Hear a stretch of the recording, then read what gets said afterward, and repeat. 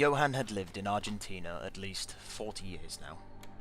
After he smuggled himself and his family out of Germany in 1945, he'd never looked back.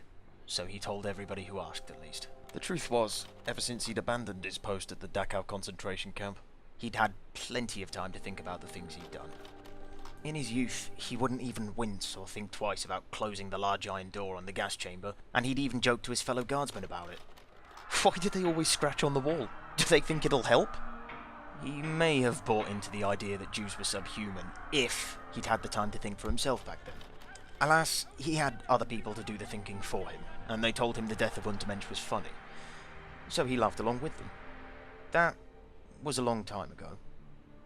He didn't believe anything the Reich stood for anymore. There was no point. It was gone.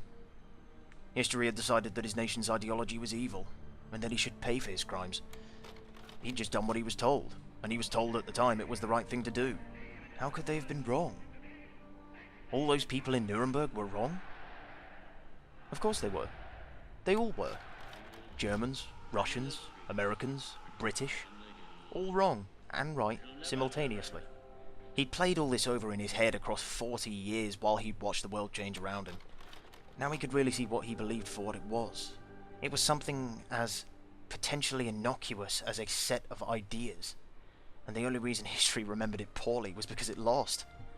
So there he was, the survivor of a dead ideology. He owed no allegiance to anyone. He didn't care what the men in the High Castle said anymore. Democracy, communism, fascism, all just leashes to control people. History told Johan he was a monster. But he knew better. He was free.